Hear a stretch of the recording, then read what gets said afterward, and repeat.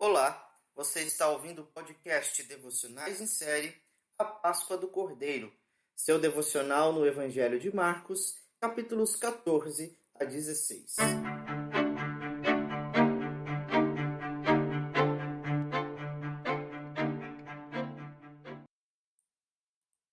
A crucificação de Jesus Cristo, Marcos capítulo 15, versículos 16 a 32. Então os soldados levaram Jesus para dentro do palácio, que é o pretório, e reuniram toda a tropa. Vestiram Jesus com um manto púrpura e, tecendo uma coroa de espinhos, a puseram na cabeça dele. E o saudavam, dizendo: Salve, Rei dos Judeus! Batiam na cabeça dele com um caniço, cuspiam nele e, pondo-se de joelhos, o adoravam. Depois de terem zombado dele, tirando-lhe um manto púrpura, e o vestiram com as suas próprias roupas. Então conduziram Jesus para fora, a fim de o crucificarem. E obrigaram Simão Cirineu, que passava vindo do campo, pai de Alexandre e de Rufo, a carregar a cruz de Jesus. E levaram Jesus para o Gólgota, que quer dizer lugar da caveira. Quiseram dar-lhe para beber vinho misturado com mirra, mas Jesus não aceitou. Então o crucificaram e repartiram entre si as roupas dele, tirando a sorte para ver o que cada um levaria. Eram 9 horas da manhã quando o crucificaram. E a inscrição com a acusação contra ele dizia: o Rei dos Judeus.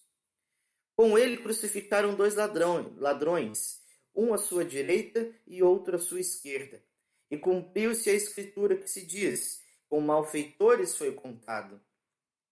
Os que iam passando blasfemavam contra ele, balançando a cabeça e dizendo: Ah, você que destrói o santuário em 3 dias e o reedifica, salve a si mesmo descendo da cruz. De igual modo, os principais sacerdotes com os escribas, zombando, diziam entre si: Salvou os outros, a si mesmo não pode salvar. Que o Cristo, o Rei de Israel, desça agora da cruz para que vejamos e creiamos. Também os que com ele foram crucificados o insultavam. A Via Dolorosa é o local conhecido na cidade de Jerusalém, onde se acredita ter sido o caminho que Jesus trilhou até o lugar da crucificação.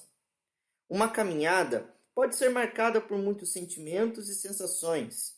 Nesses dias em que estamos possibilitados de sair de casa, por vezes sonhamos com uma boa caminhada na rua, quiçá uma caminhada na praia, no campo ou ainda uma trilha na montanha. Certamente essas atividades nos trazem um sentimento de alegria, sensação de prazer e mesmo adrenalina.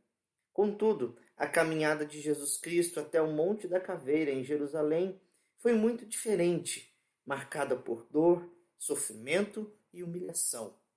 Entretanto, uma caminhada que também revela amor, perdão e graça. Depois de ter sido condenado à crucificação, Jesus foi entregue nas mãos dos soldados romanos para ser humilhado e conduzido ao caminho da cruz.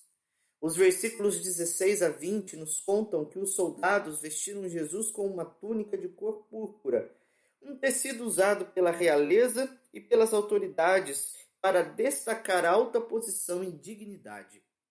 Destaca-se aqui o sadismo dos romanos, que zombavam de Jesus por ter algum conhecimento da cultura judaica e por falar o aramaico, língua dos judeus. A fim de humilharem mais ainda o Senhor, os soldados confeccionaram uma coroa de espinhos e, batendo na cabeça de Jesus, a puseram. Esta famigerada coroa, na verdade, simbolizou a maldição do pecado que Cristo carregava sobre si. Conforme o relato de Gênesis capítulo 3, versículos 17 a 18, espinhos, abrolhos e cardos são consequências da queda e pecado de Adão que afetou a humanidade toda, o mundo todo.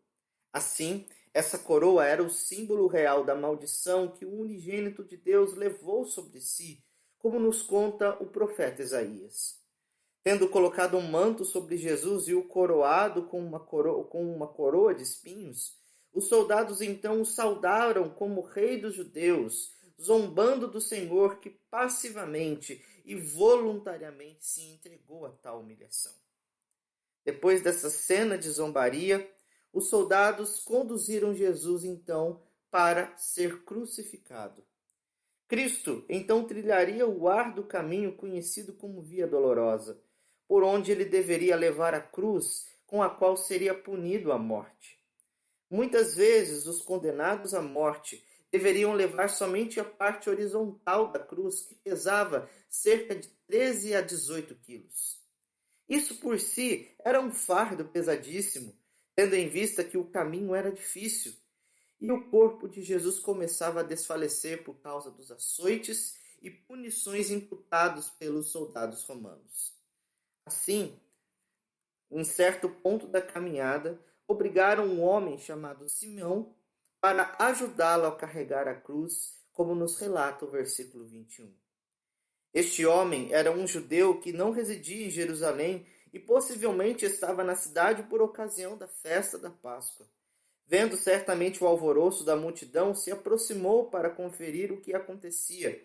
Nisto, os soldados o viram e o obrigaram a carregar a cruz. Simão tipifica de alguma forma os cristãos que são chamados por Jesus para dia após dia a negarem-se a si mesmo e carregarem a sua cruz para segui-lo. Tipifica a verdadeira devoção com a qual um cristão deve sofrer ainda os sofrimentos que lhe são impostos, amando a Jesus. Assim, seguido por uma multidão e algumas mulheres que o amavam, Jesus Cristo chega ao lugar chamado Gólgota, que significa o lugar da caveira ou o monte da caveira, um lugar em que eram executados todos os condenados à morte. O meio mais cruel de punição à morte naqueles dias, e possivelmente até nos dias de hoje, embora não se ouça mais falar de crucificação.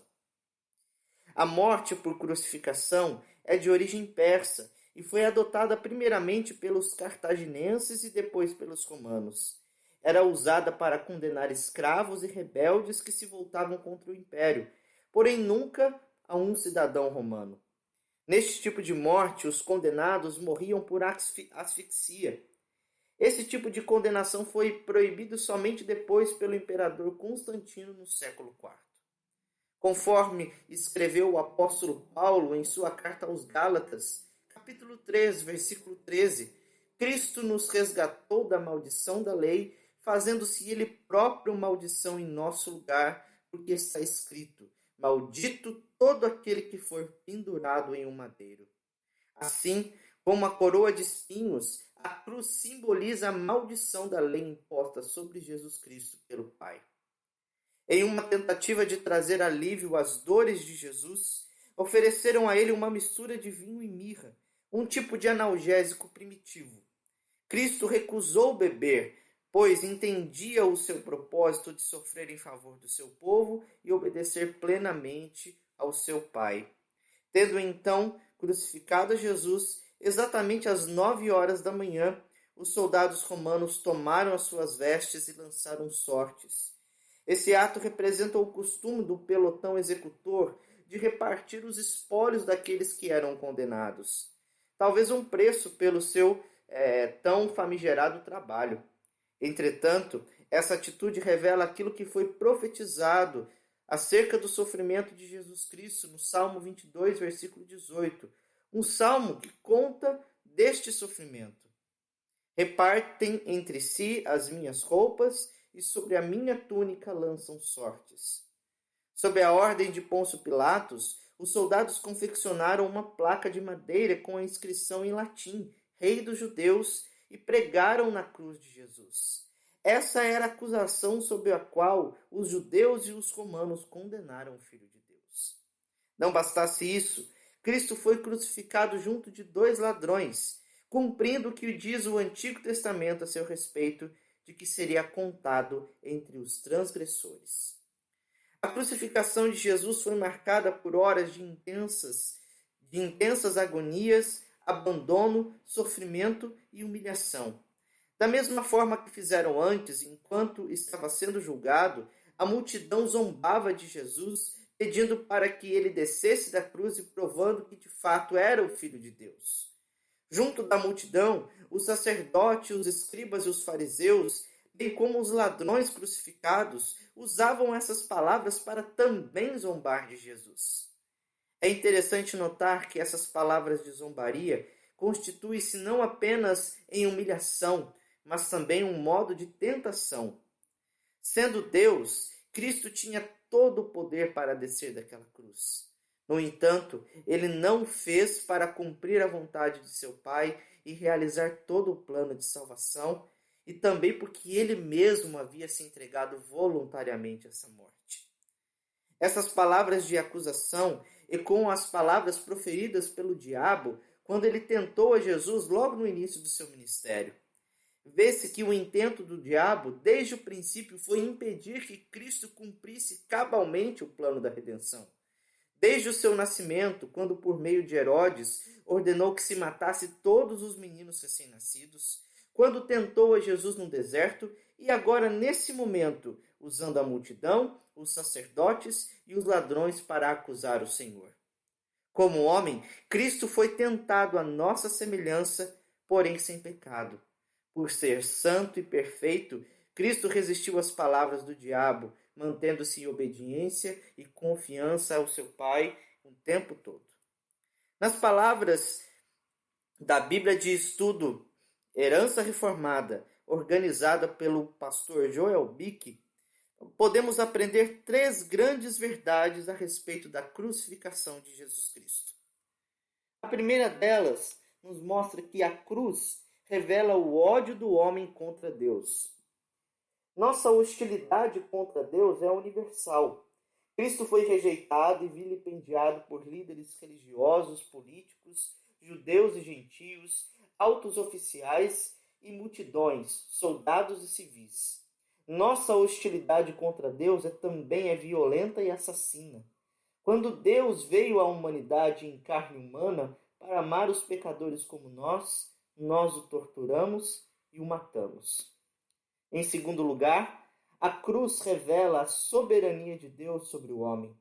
Mesmo quando os pecadores cometeram as atrocidades mais horríveis contra o Filho de Deus, cumpriram o decreto que Deus havia anunciado séculos antes por meio de seus profetas. Até quando insensivelmente sortearam suas vestes, voluntariamente fizeram aquilo que Deus os tinha predestinado a fazer. Não foi acidental o fato de que a própria cruz proclamou que Jesus Cristo é Rei.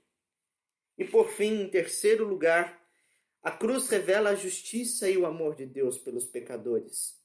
Em vez de condenar todos os pecadores ao inferno para sempre por seus pecados, Deus enviou seu Filho para morrer. Merecemos ser lançados nas trevas exteriores, mas as trevas da ira divina vieram sobre ele. Deveríamos ser rejeitados para sempre pela nossa rejeição a Deus, mas em vez disso, Deus fez com que o seu Cristo se tornasse desolado. A justiça de Deus para seu povo foi satisfeita em Cristo, e porque Cristo foi crucificado, os crentes estão liberados da condenação e da punição, tal como foi com Barrabás. Deus, neste momento, operou o grande plano da redenção, levando cabalmente o cumprimento de todas as suas palavras. Nós, os que somos seus filhos, podemos receber hoje da grande bênção do Senhor Jesus Cristo, daquilo que ele fez por nós na cruz do Calvário. Que em dias como este em que vivemos, de tantas incertezas, que nós possamos nos lembrar sempre do sacrifício de Cristo, lembrar sempre do seu amor para conosco em todo o tempo, lembrar que ele nos ama e que está sempre cuidando de nós. Deus o abençoe.